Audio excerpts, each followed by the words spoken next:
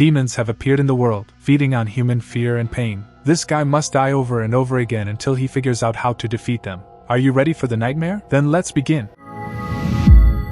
Ian Stone is an ordinary guy who loves playing hockey. He always performs amazingly and scores tons of goals against his opponents. His gameplay sends the crowd into a frenzy of excitement. Unfortunately, this match brings him no luck, and his team loses. To make things worse, 2 seconds before the end of the game, the clock suddenly stops for some reason. Ian is deeply disappointed. His beloved girlfriend Jenny tries to comfort him. That evening, he drives Jenny home and admits that this has been the worst day of his life. It suddenly starts raining. For some reason, Ian becomes frightened. He stops at a railroad crossing and notices someone lying on the road. The boy wants to help the unfortunate man. Ian becomes even more terrified and rushes back to his car. He grabs his phone and sees there's no signal. The corpse suddenly disappears from the road, and at that exact moment, some kind of monster attacks Ian.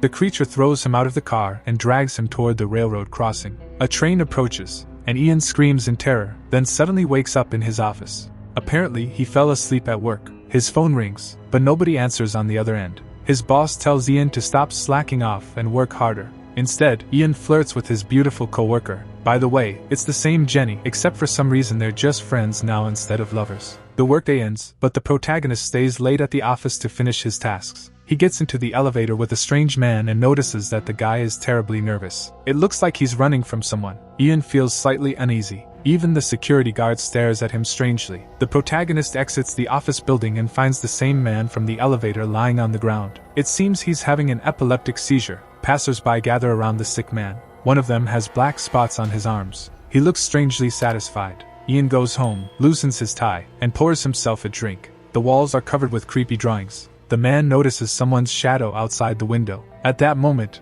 a girl named Medea appears behind him. It seems the protagonist's life has dramatically changed, and now he has a new girlfriend. Medea gives Ian a modern watch. The man suddenly experiences déjà vu. He has seen it somewhere before. Ian tells Medea about the strange man from the elevator. We also learn that the protagonist quit hockey long ago. Ian shows Medea his old photographs. Wait a second, that's not him in the pictures. It's a completely different man. The protagonist is shocked. He tells his girlfriend that he remembers things that never actually happened. Maybe something is seriously wrong with him. That night, Ian cannot sleep. Shadows appear outside the window again. The boy decides to investigate but finds nobody there. The next day arrives. Ian sleeps through his alarm and gets late for work. He kisses Medea goodbye and takes the bus to the office. The watch his girlfriend gave him suddenly stops ticking. Ian notices 2 suspicious young men. The protagonist tries to catch up with them but fails. A man stops Ian on the street and begs him to listen. The stranger claims that Ian is being hunted by creatures who designed his life. These mysterious beings take his life away every single day because he refuses to do what they want. Ian assumes the stranger is just another lunatic. But suddenly, a monster emerges from the wall and grabs the man.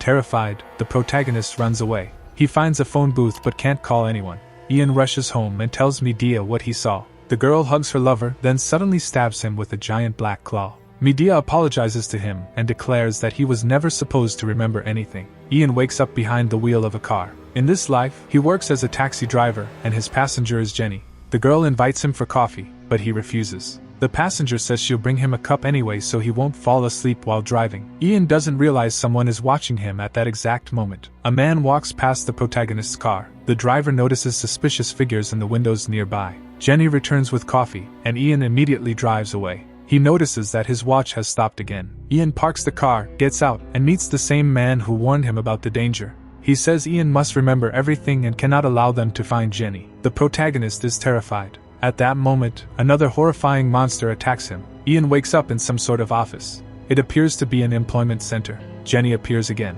She works there. The man stares at the watch in fear. The moment it stops, he panics. Outside the window appears a huge man with black claws. Ian tries escaping through the elevator, but the monster attacks. He runs down the emergency stairs, reaches the parking lot, and escapes in a passing taxi. Unfortunately, the monsters continue chasing him. Ian jumps out of the taxi and gets hit by an oncoming car. Suspicious people immediately surround him, led by Medea. One of them raises its claw. Ian wakes up in a filthy apartment. Apparently, in this life he suffers from alcohol and drug addiction. A neighbor comes to complain because he's playing loud music. Of course, it's Jenny again. She exists in every single one of the protagonist's lives. The girl is deeply worried about her troublesome neighbor.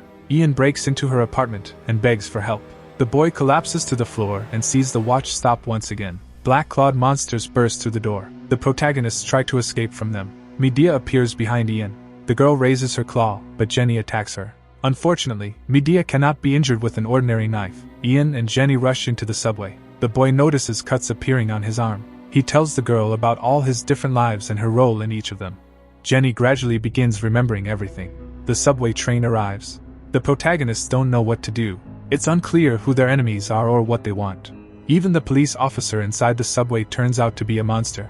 Ian spots the same man who warned him multiple times before. This time, the mysterious stranger reveals much more. These monsters are actually reapers, creatures from another world. The stranger himself is one of them too. He demonstrates his abilities to Ian. It turns out the reapers feed on human fear. The problem is that they once tasted human pain, and now that's the only type of nourishment they crave. Ian used to be the strongest reaper, but because of his love for a human girl, he chose the life of an ordinary man. The other reapers cannot kill him permanently, so they keep throwing him from one life into another, hoping that sooner or later he'll return to them. Ian realizes they found him again and tries escaping the subway together with Jenny. More and more reapers appear. One of them randomly murders a passerby. Ian confronts Medea. The woman threatens to kill Jenny and forces the protagonist to return to them. Ian begins to feel his lover's pain and fear, awakening the reaper inside him. The boy attacks Jenny. Realizing he has lost control, the protagonist throws himself in front of the train. Ian wakes up in a hospital room. His body is completely restrained with metal cuffs. The young man cannot escape and screams furiously for help. Medea enters the room. She tells Ian that he managed to destroy one of the reapers, proving he's the strongest among them. Medea suspects Ian received outside help. The reapers drag the protagonist into the operating room and torture him since they're incapable of killing him permanently. The monsters demand an explanation for Ian's betrayal. The reapers use incredibly brutal methods. Ian notices a little boy lying in the bed opposite him. Medea offers Ian something to eat. The guy refuses, so Medea sends 2 reapers to the child. They feed on the boy's fear and pain. Doctors rush toward the child after hearing his screams. Ian regains consciousness and sees Jenny. In this life, she's a nurse. Medea returns and continues the torture. Eventually, Medea realizes Jenny appears in all of Ian's lives and understands that this girl is the reason Ian betrayed the reapers. Therefore, if they get rid of Jenny, Ian will return to them. The same mysterious stranger appears beside the boy. He asks the protagonist to stop the reapers and not repeat his own fate. It turns out this man also once fell in love with a human woman. Unfortunately, the reapers found a way to deal with the rebel and killed his lover. Now he wants to help Ian keep Jenny alive because his love is what makes him so powerful. The stranger heals all of Ian's wounds and removes all of his pain, which destroys him in the process. The reapers realize Ian has escaped. The protagonist embraces his dark side and attacks them. Love and hatred give him strength. Dark creatures wander through the hospital, following Jenny. The girl enters the archives room to retrieve medical records. A reaper appears behind her, but Ian instantly defeats it. The same thing happens to the second reaper. Jenny enters the pathology department. One of the corpses lying on a surgical table suddenly comes back to life. Reapers surround the girl. They extend their sharp claws. Ian appears disguised as a dark reaper and protects his beloved. Jenny tries to escape, but Medea captures her. Ian hears her scream and threatens Medea with revenge if she doesn't release Jenny immediately. A brutal battle erupts between the 2 strongest reapers. Medea treats Ian like a toy, throwing him from one life into another. She claims Ian belongs only to her now. Medea promises to create a new life for him without Jenny. Suddenly, Ian agrees and kills both his lover and Medea with his own hands. Then he heals Jenny and promises she will forget everything. The hockey game is in full swing, and Ian performs brilliantly. The fans rejoice because this time he scores the winning goal against the opposing team. Ian receives congratulations from his teammates, and a kiss from his beloved Jenny. Did he finally get a normal life? Not at all. Ian notices a suspicious man in the locker room and chases after him. It's another reaper. But now Ian already knows exactly what to do with him. Thank you for watching. Please like and subscribe for more.